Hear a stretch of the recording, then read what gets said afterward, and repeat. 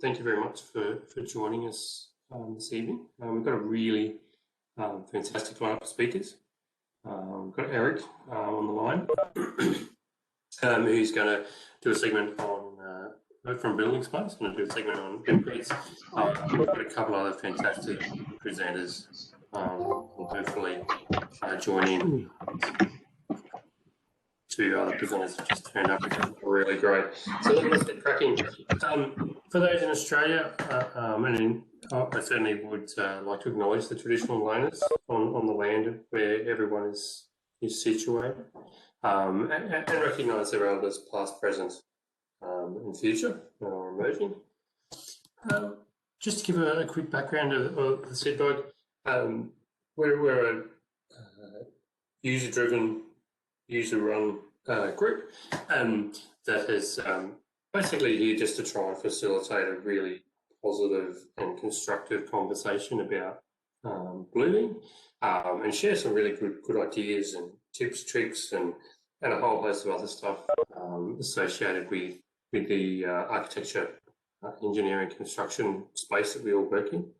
And certainly a really key thing that we decided to really push forward this year is try and explore the digital engineering side. So obviously still retaining the a couple of segments each meeting for Bluebeam stuff, but then also having that other theme coming through of digital engineering. And we had a really, really awesome presentation last meeting from Chris at Seymour White in Brisbane.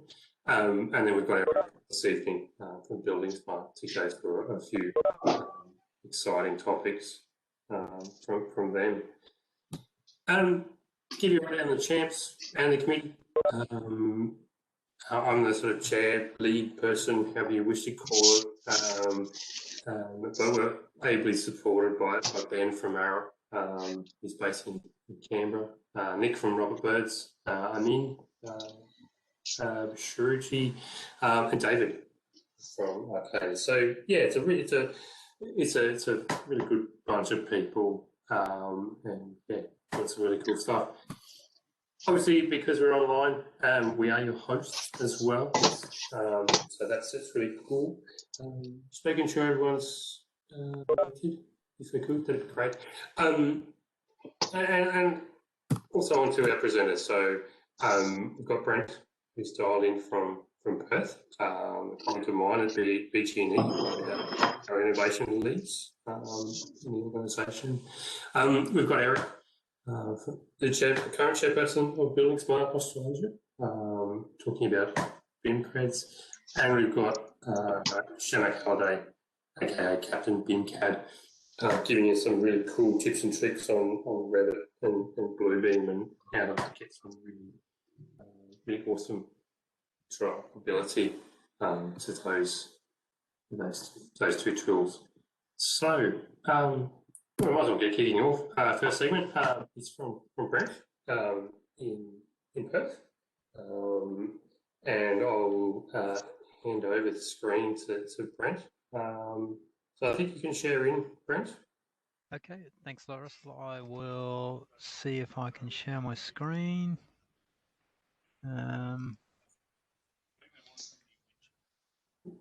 You're in. There we go. Perfect. Okay.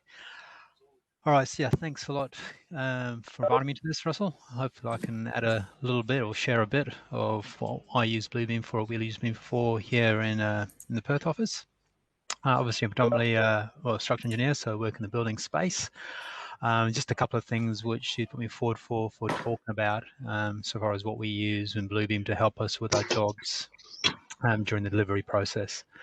So one of the things you mentioned or put down was the use of sets, and I'm sure people are probably aware of sets. You mentioned using sessions to do formal reviews of various milestones.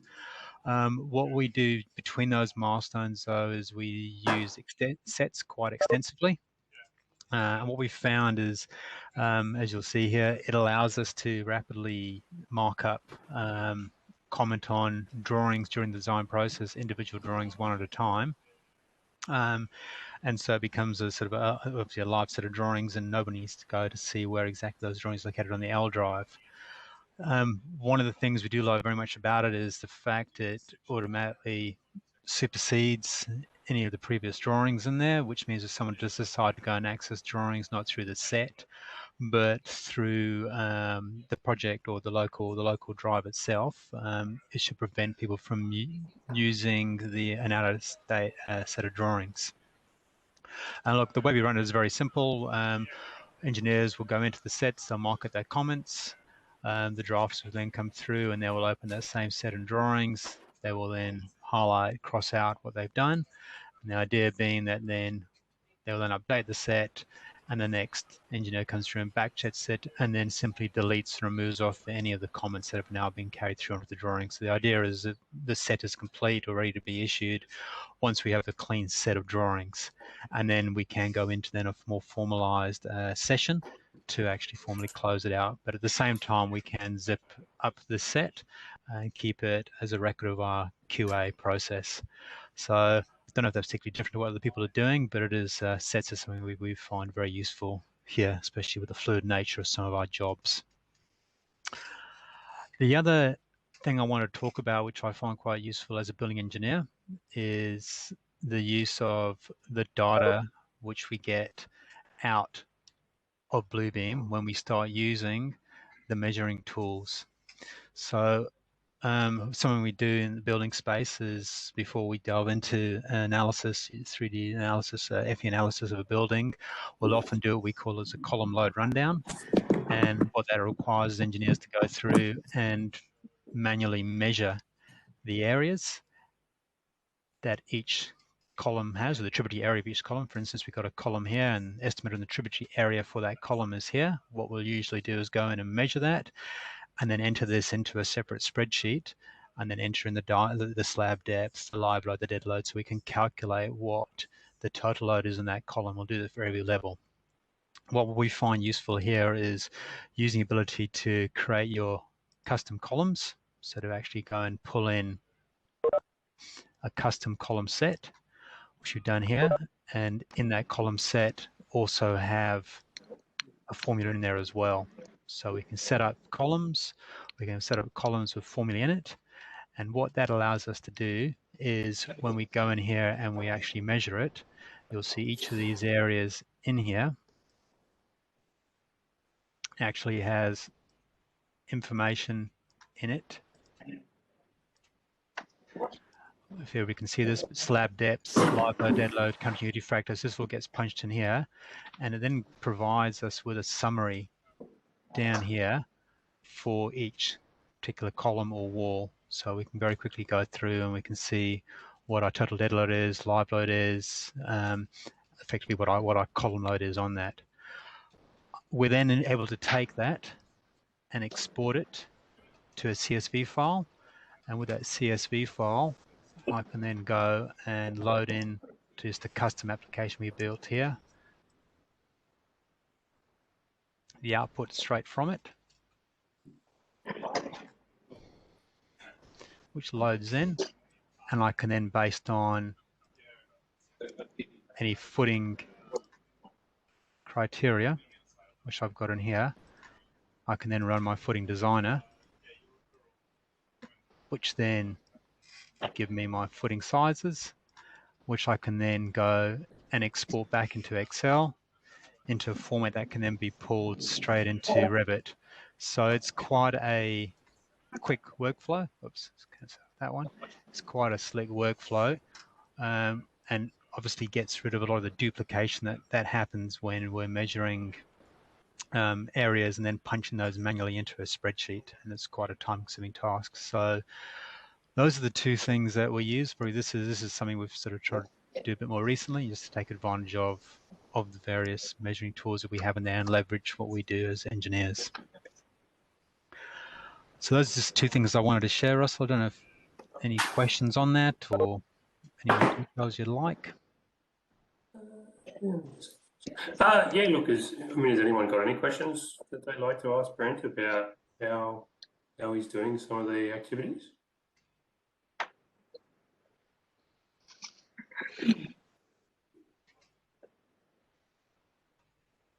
Okay, that's awesome. Look, I mean, certainly I can share some contact details for people to reach out to Brent later on if they do. So please contact me, and I can certainly pass on those questions.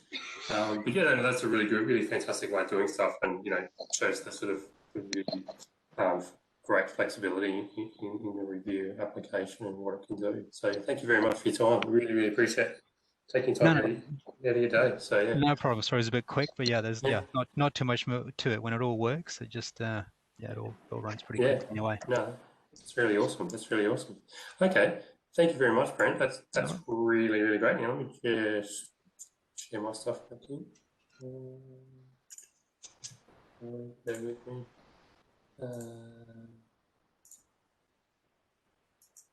Here we go.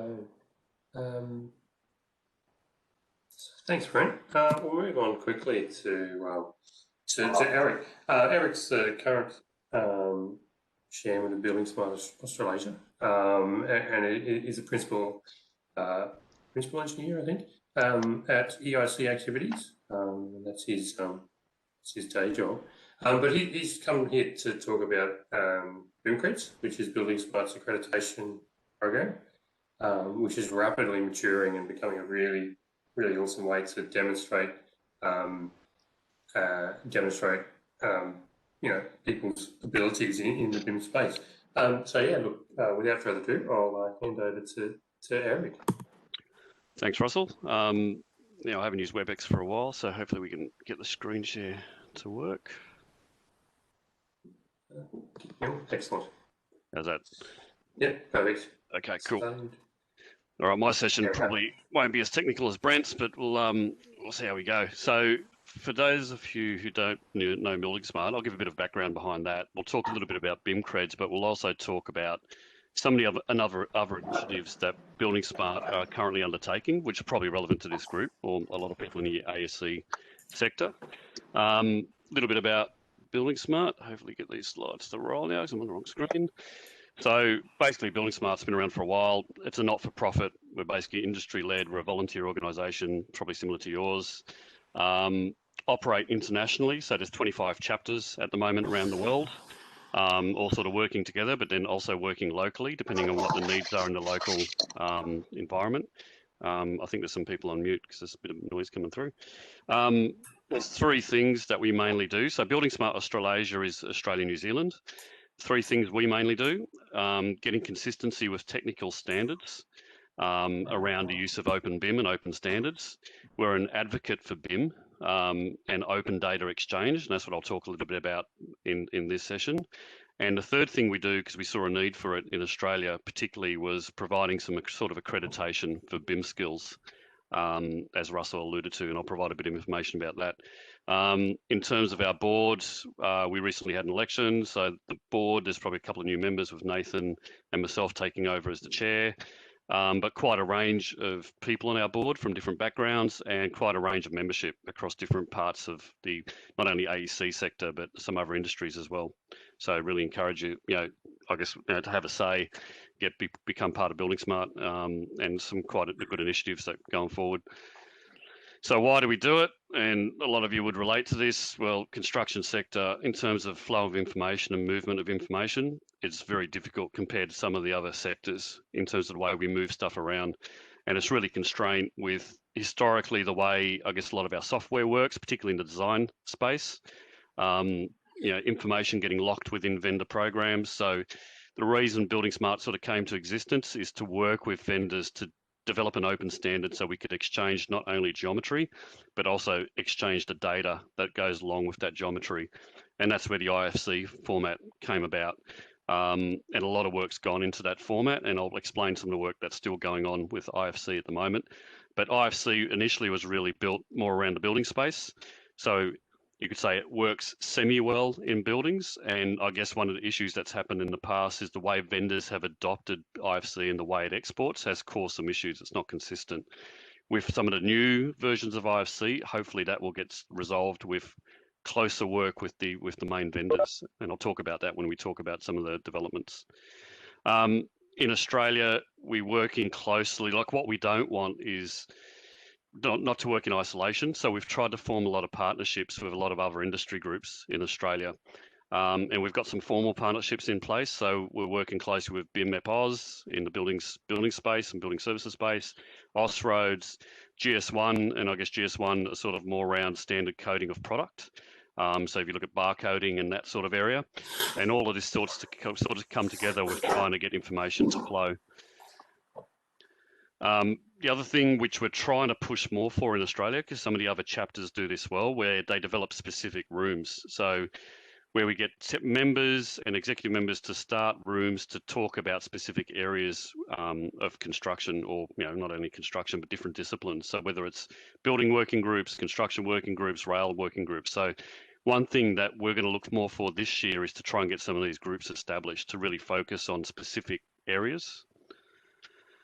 Okay, so one of the areas we spoke about, training and education, and BIM creds, and I'll talk about what PCert is. So Building Smart recognised a few years ago that there was no real mechanism in Australia to provide some sort of accreditation knowledge of BIM. And we all know, for those of you who worked in the space, when you put out an ad for a job, whether it's a BIM manager or a BIM coordinator or whatever you call it, digital engineering, you'll get a range of people applying, and it's very difficult to, I guess, check that accreditation or do some sort of skills assessment. And also for people who have developed in the area to have some sort of way of checking their own skills and their own competencies to then use when they go and apply for a role or a job or onto a project. So this is the reason why Building Smart got together a user group, and we sort of worked out that there was a need here to have some sort of self-assessment system. And this wasn't to go look at the training, because I guess there was different ways that people were getting trained, but this was purely to look at self-assessment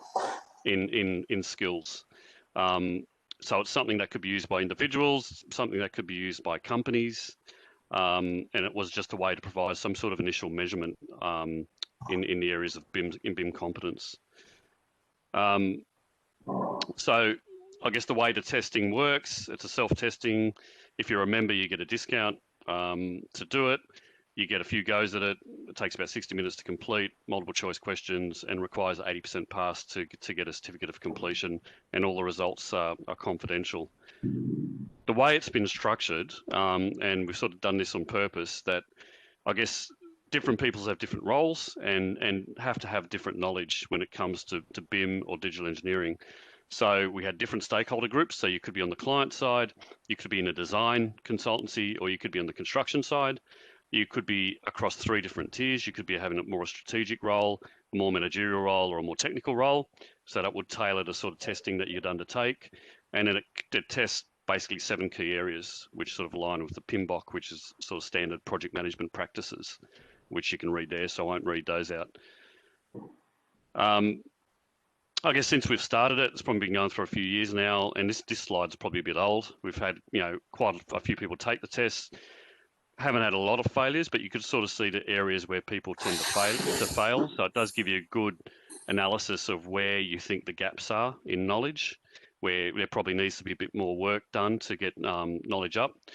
Building Smart can work with organisations if they want to run specific tests. That's probably going to change a little bit with the transition as we go to the new system. So the agreement at the moment, so we've been working with Building Smart International, who have recognised the same need, and there has now been the development of an international certification system it's called PCert, but it's something that we've now agreed to adopt in Australia. So over the next year, we're going to adopt the international both testing and certification system. Everything that's been done with BIM creds to date, and everyone who has done BIM creds, that there'll be still recognition around that, but we will be slowly transferring to this new certification system. The way it works is similar to BIM creds. It has a foundation basis, and then it has a practitioner focused, similar to BIM creds. BIM creds is going to be absorbed into the practitioner focused areas, which are being developed at the moment, and that'll be part of the rollout. But the way that PCert works is a little bit different. It's not just testing. We're also providing an opportunity for training providers to get certified that they are providing content in alignment with open BIM standards and good international practice. So that's part of this certification system. I think the next slide sort of covers that. For training organisations, that's a way to make sure that their training is in alignment with the standards that Building Smart have been trying to promote. For industry organisations in Europe, particularly where this has been rolled out, there are a lot of organisations who have had their internal training certified as well. In Europe, it's probably been a bit more critical. So what we've found that what we've said from, well, I guess our chapters over in, say, Germany and some of those other countries, in their government documentation, when tenders come out, they actually request for evidence that you can deliver in accordance with open BIM standards. And this has been a way that people tending, whether it's individuals or organisations, can say, look, we've got evidence that we know how to deliver utilising these open BIM standards and good practice. And then for individuals, there'll be an opportunity to either get trained by one of these certified training courses, and then the test will become part of that training that gets rolled out. We're just still working out, whether there'll be still the ability to do self-training. And what we'll probably do is have a period for a year or two where people can get self-trained. Like, we don't want to force people to go to a training if you've got many years of experience anyway. In the BIM space, you shouldn't have to go and do a BIM basics, course if you've already got that knowledge and experience. So we're considering that as well when we roll it out. The other thing, and I'm conscious that I guess Russell said about 15 minutes, some of the open BIM standards, and we talk about IFC, and I know for many people on this call who have had to work with a lot of the vendor software, particularly in the civil space, it doesn't work easily. So when you try and move data or information out of a proprietary format, whether it's Civil 3D, Revit, Open Roads, Open Bridge, and then try to move into another one, or move it into some other area where you're trying to do some work. So I know for us in the construction space, we use a lot of the data in planning, in estimating. So we need good access to the geometry, but we also need good access to the data and the way we link that. And IFC has been a format we've been trying to use, but particularly in this area of infrastructure and civil, IFC was never made for that. So we've had, and as many of you have probably discovered who have worked with it, it doesn't work that well in the civil space. So over the last few years, Building Smart's been working on IFC 4, and IFC 4 has been built around civil. So there's IFC Bridge, IFC Rail, IFC Road, Ports and Waterways, and IFC Tunnel are all part of this standard.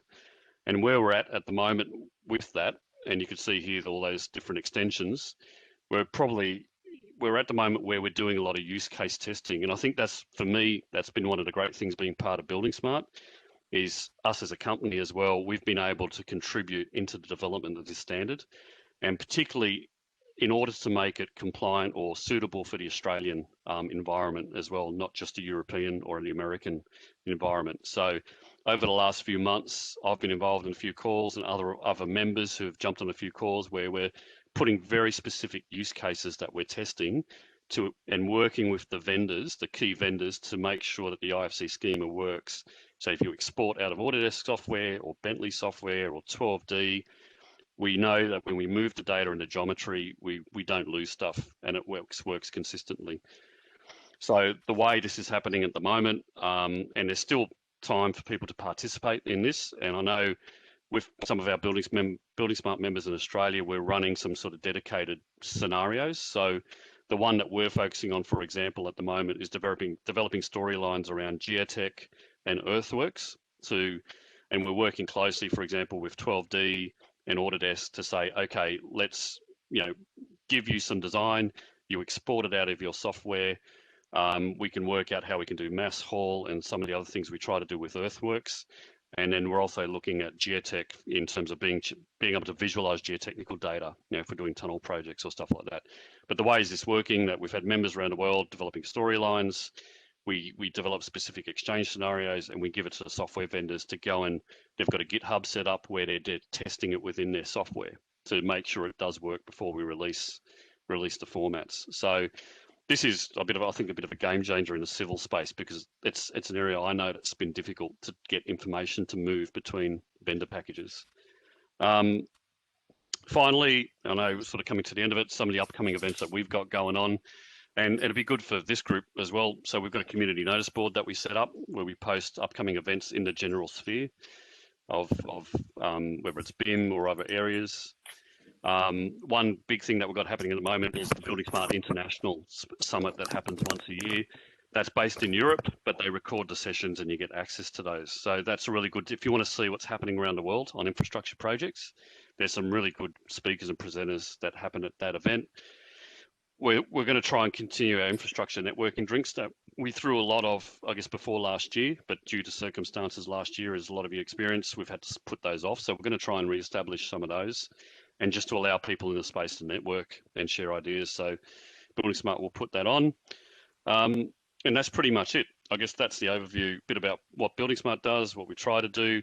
This year, we're really pushing to get more involvement from our members and contribute to some of the international standards and start to roll it out in Australia and help with that education. So, you know, become a member, all the money is not for profit, so it all goes into allowing us to do more and allow you to be part of making that change happen. So that's it from me. Thanks, Russell. If there are any questions. Cool. Thanks, Eric. That's been really informative, and certainly on the where the IFC is located at the moment, and sort of in its development. That's a real eye opener. So yeah, thank you very much for that. And yeah, look, please make sure you obviously join up with some of the initiatives and contribute as much as you can. Righto. We will move on to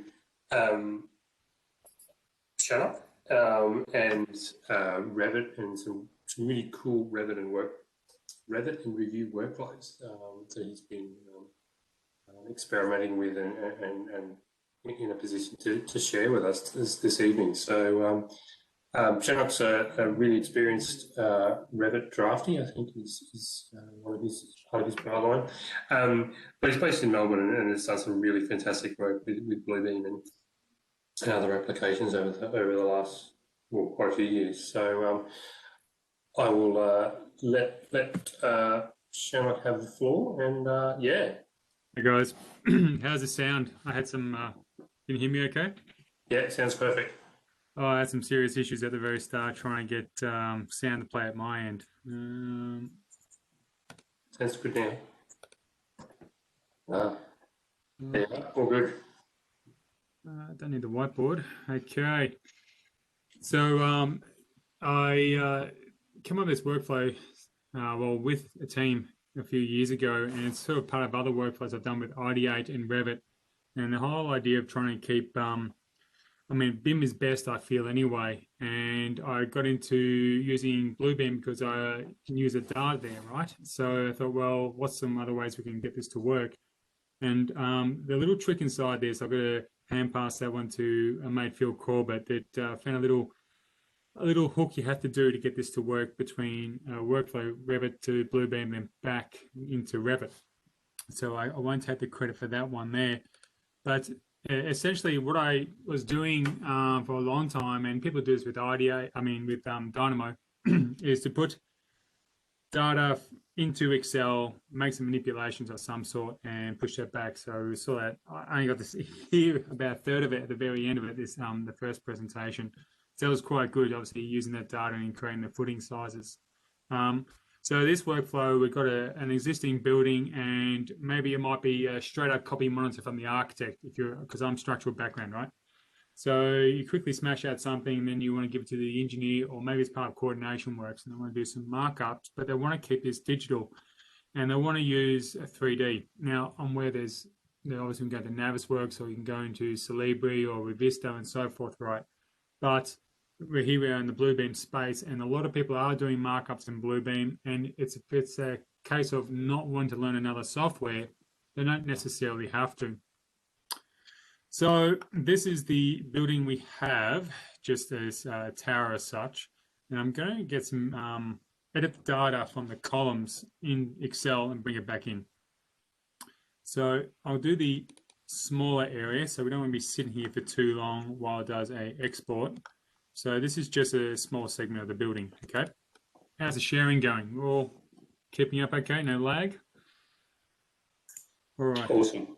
So Bluebeam with its 3 flavors, standard, CAD, and extreme. Obviously opens extreme as well. With a CAD in the extreme, you get the add-in here for Bluebeam into Revit. So we have a few options in the 3D PDF space. So we can create a 3D PDF, which I'll do in a second. We also got a U3D. So that I'll show you how that workflows. I'll do a copy from one I've built already, or you might just do a copy to Clipboard. So it's going to make a U3D, copy onto Clipboard, which you can then paste to somewhere else, which you want to be as a PDF. And then we can also go into our settings here. So I'm not going to dabble too long, but just to show we've got some information. That'd be terrible if my license said no. But we can change some of the information here from the lighting and so forth of how it's going to be rendering, but we can change this inside Bluebeam as well. One thing is I've had some people ask me about when you do some filtering outside within Revit. You might do filtering for construction sequencing or concrete strengths or what have you. That's not going to come through. If anyone's got any workflows and make that happen, that'd be great. I have seen some people tweak around the back end and get things to work, but essentially it's going to take the materials that are part of the actual product. I know it's not a Revit gig, so I won't spend too much time inside here, but I'll go into this and I'll just, well, show you how long it takes to get the 3D PDF. So I'll save it here. Let me get a new folder.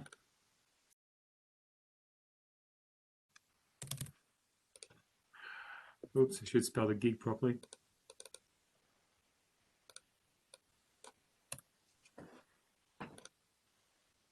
Right, so I'm going to get some information. Now, one thing that's interesting is all the data is coming through. So all the size information, you can get lots and lots of information to spit out from Revit into Bluebeam.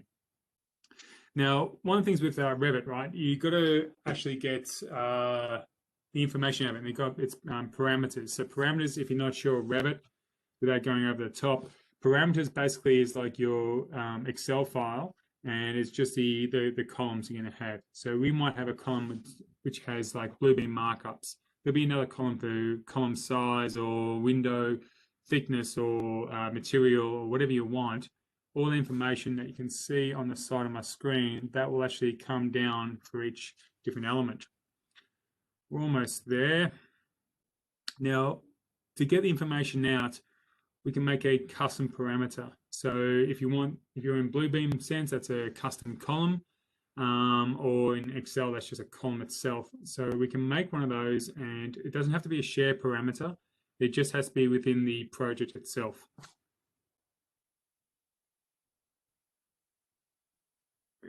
Waiting, create PDF. Almost there. Once it gets this done,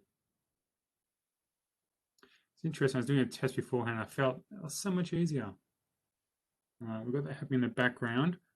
That's going to open up in a moment. It does take a little while to sort itself out. So what I will show you in the meantime is on that project parameters.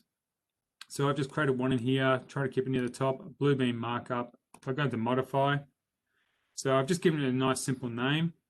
Let me see, it's from a project parameter or a share parameter. It doesn't really matter. I've just kept it really simple in this case. I've said that everything, so every type of element inside Revit can use this parameter. It's common. So from a Revit point of view, I'm not doing anything specific. I'm not doing any engineering, analytics or anything from a MEP point of view. It's just common information. It's just text. Text is important because you might have letters or numbers. If it's just numbers only, you can't put text. It's kind of defeats the purpose, just like in Excel. And then I've just grouped this under visibility. So if I select on an object,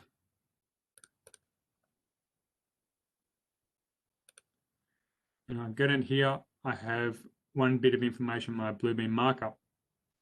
Now, this is the trick that Phil found, that you need to do some sort of placeholder. We're having some issues at the start, and I say this because you're going to get frustrated. And I remember testing this out for a demonstration and thinking, what was it? And I finally remembered, because when you make the parameter and then you just spit it out, it doesn't turn up in Bluebeam. You must have one placeholder or just fill in the parameters somewhere with something. So I've used obviously placeholder, so it's very obvious, because you need to think about data going downstream. If you write something silly there, people might take it as serious information. You know, delete for argument's sake, delete this word. It doesn't work because they might delete the column. All right, let's have a look inside Bluebeam, or how about Bluebeam? Anyway, so my tip here is I don't like using rotate. It makes me feel a bit seasick. So I like spin better. It's going to work differently. So if you're jumping from Revit to Bluebeam, it's going to be a bit frustrating.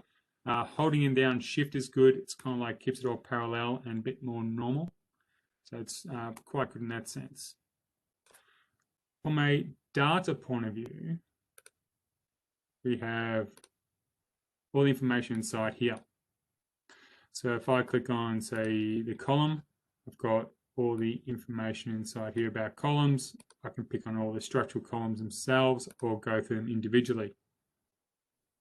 Now, as for a bit more information, so if I go up the tree here, I could probably just pick on the columns, go to the top of the tree, pick my structural columns, and I'm going to isolate those. Right. Let's into this view a bit better. Now, for the information that we needed to put back into or from Revit that we're looking for, you need to go to your columns, and it's almost like a, not custom columns, but you're going to manage your columns.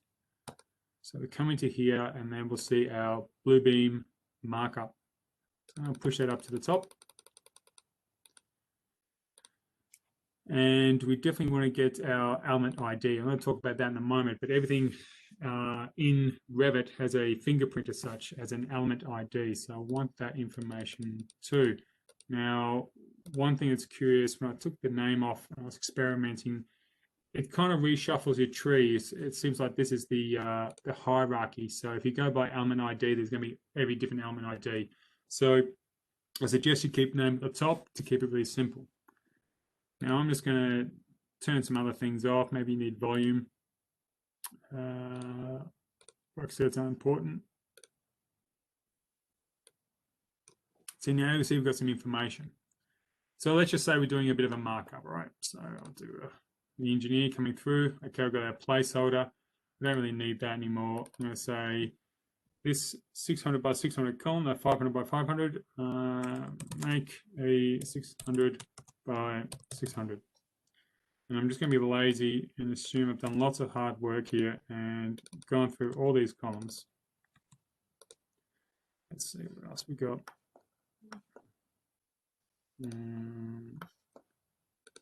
Wonder how well the sound's coming through with my dog. You can hear him snoring in the background.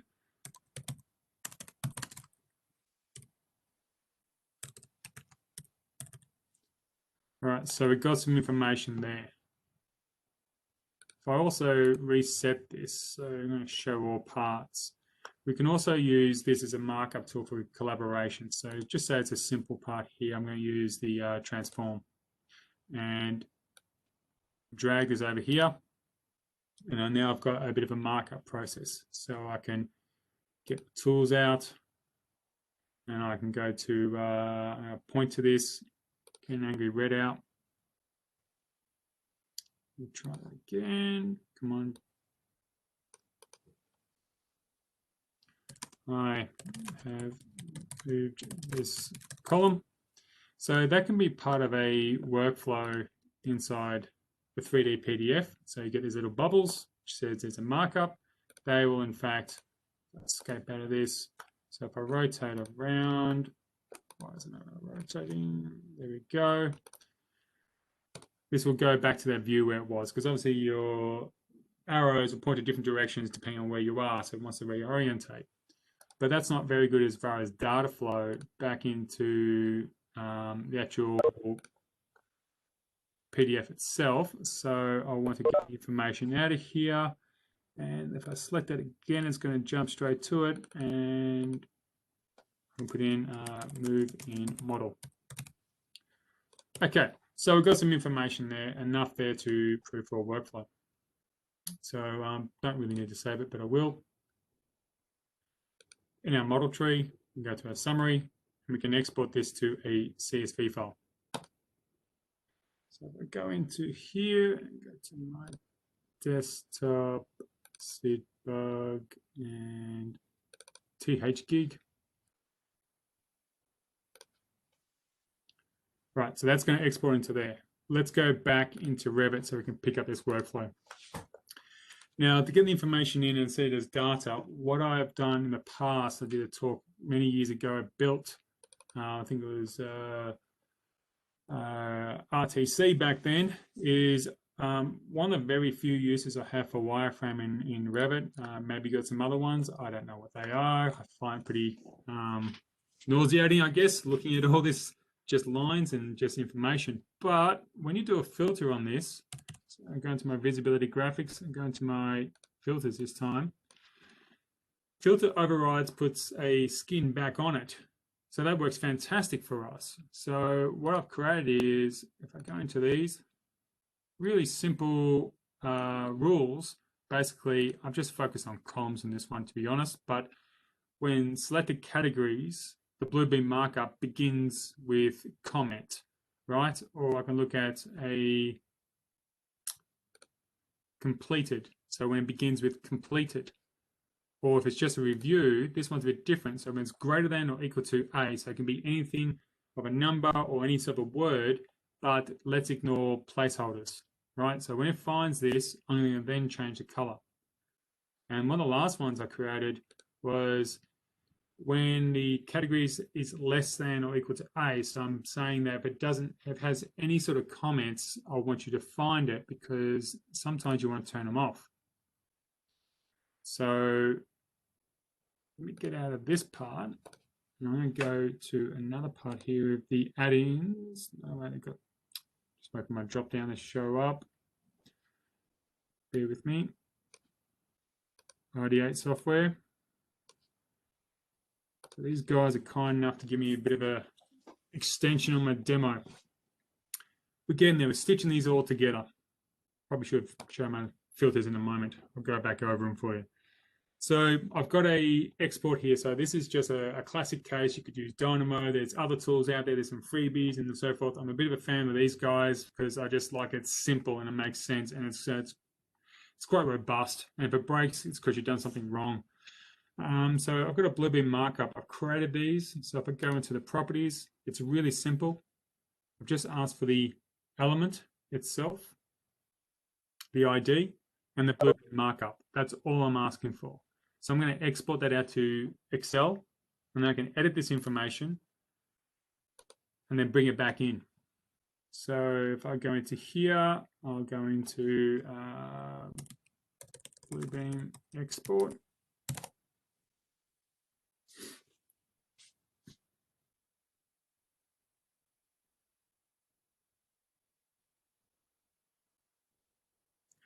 Open up that file.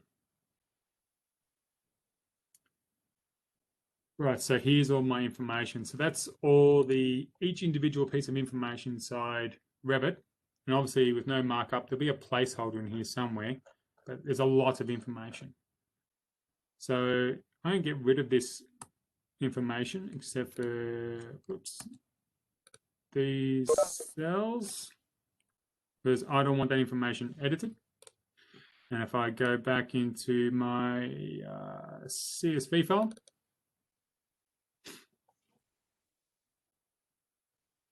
I can now, I've got all that data. So I was thinking of really nice ways to clean this up, and just thought, honestly, it's just easier to stick to the element ID is next to my Bluebeam markup. And if I sort this by Bluebeam markups, then I have quite simply that element ID. So that's the fingerprint that it must understand that that's the only information you can change. So like a key to unlock it, if you will. I copy that information there, and then I paste this information here. So I'm just tricking the system in here for not much of a trick really, to get the ID and the information I want about it.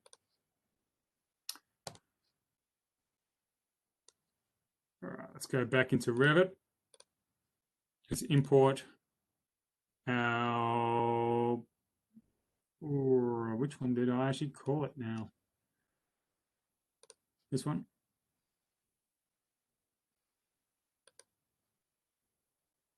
So now I've got the information inside here. So this is good. This is why I like using the tool, because I've got 0 warnings. So if I had, if you modeled something in Revit and deleted it, or modeled it, exported it, deleted it, because sometimes things just don't want to connect too well in Revit. You might do the classic workaround, delete it, make it again, now it works. That element ID is lost. So you bring that back in, it's going to say, well, this doesn't occur anymore. So this is just a nice, simple workflow. I also like this too, because I'm not editing the actual data or the size or the type. I think people are competent with that. That's fine.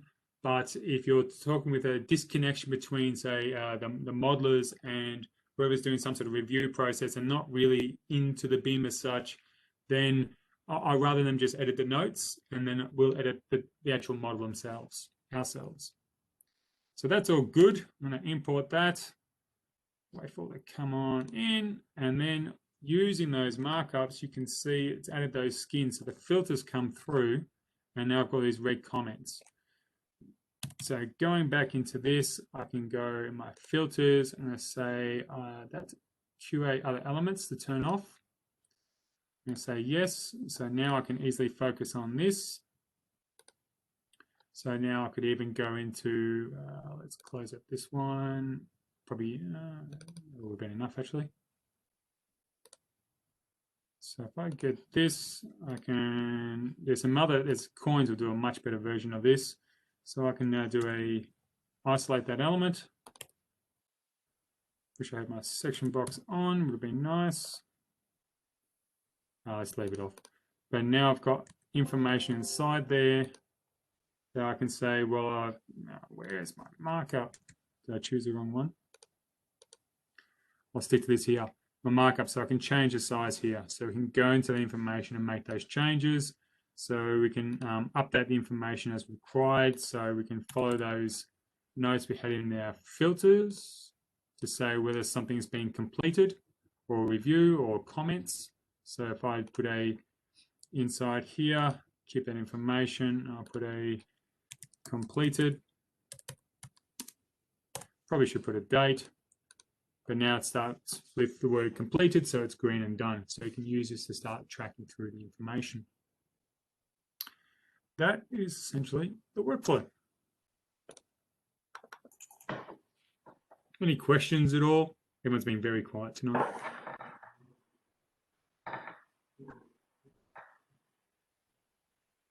Awesome. That was really cool.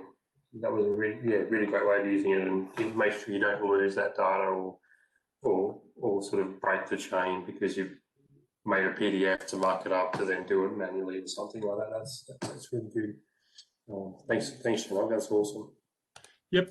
I do want to point out, I should say that what I've heard some really good stories is from people, as a good example is a fire engineer, was every time the fire sprinkler installers were doing around the core or around complicated areas, obviously they got the plans, sections and elevations, but they always provided to the guys a 3D PDF. And I think they were just using it on an iPad or maybe a Surface Pro or something like that on site. And they're able to understand the complexity of the issue. And the good thing for them was they were not going to learn Navisworks on site. Just simply, it's another tool that they've got to focus on installation, not on the BIM side of it. But effectively, because they had the 3D PDF, they were looking at the BIM, they were looking at the data and the issues they're going to face. So I really would stress to people, start looking at the 3D PDF. Okay, cheers. Cool, thank you very much. Radio. Let's just wipe my screen.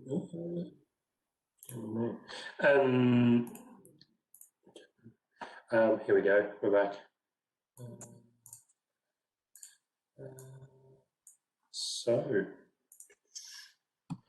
Look, closing announcements. Well, thank you for all the presenters. Before I move on, thanks Brent, thanks Eric, and thanks Shannon again. They were really fantastic presentations, and did show on the power of view, and also the where suppose where the industry and different spaces of the industry are heading with BIM creds and certification, and also just the development of IC. I think that's really awesome, and it's starting to encompass the infrastructure space and not be a particular bespoke thing. On to some notices. So certainly for the user group Sydney, our next meeting is going to be a different time. It's going to be midday on the 1st of June. Hopefully have a presentation from Ben Burns at A2K, and also a presentation from Bluebeam in the US. And I'll show a slide as to what that is and their community development program. Look, if anyone's got a story to present or they want to share, please let us know. Please reach out, and we'd love that to have you, share your ideas and your story to the group. So yeah, that'd be awesome. And please join up on the LinkedIn group. I posted a truckload of stuff there about all sorts of different things: Bluebeam, not Bluebeam, digital, from Building Smart, and many other things. So yeah, please join up.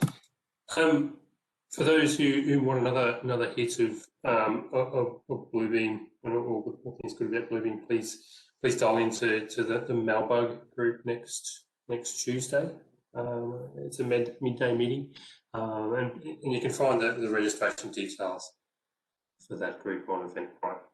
So yeah, another fantastic group. I think they've got some royalties turning up, if I'm not mistaken, Channel. You've got Ms. Hagen from the US. So there should be some really fantastic tips and tricks. That's correct. My mentor for Bluebeam, she's going to be there talking about tips and tricks. Yeah, so that'll be a really awesome presentation, I'm sure, from her. So please dial in to that meeting. Just on what I mentioned from Bluebeam, Megan, if you're online, or Sean, please jump in if you think there needs to be any extra information. But certainly we'll have the team from the customer development program. I think they're going to present at the SydBUG meeting as well, and certainly do a follow-up one in a few months at the SydBUG meeting. But look, they want to, I suppose Bluebeam itself wants to reach out to its customers and certainly find out what you think, what you would want in the application, and certainly be really sort of proactive in getting information and not just sort of sitting and waiting and being reactive for you to throw something through the suggestion box and things like that. So please register if you want to, or listening to the presentation next week. So, on that one, Russell, just very quickly. Yeah, sure. What's interesting on this development program is that it's not just technical. So it obviously is very technical in certain areas. It's also just based off user interface and user experience. So what it ends up being is you'll be invited to take on optional projects which are specific to certain workflows. And in that, there'll be interviews, there'll be user assessments, there'll be all kinds of discussions. So there's something in there for everybody. So what I encourage everyone to do is just sign up, and what you get is an optional invitation you can participate with, and then have our say in Australia, which I think is something that we're very keen to do, and Bluebeam headquarters is also very keen to get our feedback. So on the sessions coming up where Madeline will present it in more detail, it's very, very impressive, and I think the more of us that are involved beforehand, the better it's going to be. So yeah, thanks, Matt. Oh, thank you. And just, I suppose, moving on, just to reiterate Eric's slide earlier in the meeting, please join into the Digital Infrastructure Network LinkedIn. Again, there's a lot of posts in there about some really cool stuff happening in building smart space and many other digital spaces around the world. And also keep an eye out on the events calendar as well on the Building Smart website for anything that's popping up. A couple other groups, Revit User Group Sydney. I think they had a meeting last week, and so they're starting to restart in some of their presentations and virtual meetings again. Really great group for the Revit users amongst the the meeting. And I think there certainly are replicas of these sort of Revit User Group in other centres as well. People dialing in from Perth and Melbourne and things like that. And last but not least, the Dynamo User Group. If you're a Dynamo person, you want to share and talk with other Dynamo people, please follow those links and join up and join in. So yeah. Look, thank you again. It's been great having everyone here. It's been great hearing your presenters. And look, I mean, is there any other comments people have got from the meeting before we sign off? Just thanks for organising again, Russell. Really appreciate that. We really like seeing the sharing. Thanks, mate. Yeah, no, thank you. Look, this has been recorded, and hopefully I'll have it up online in the next week or so on the YouTube channel, and I certainly will share that link around all the attendees that have turned up today. So yeah, thank you, and look, stay safe wherever you are, and look forward to seeing you potentially online next week, and hopefully online in future SydBUG meetings. So yeah, thank you very much. Good night, everybody.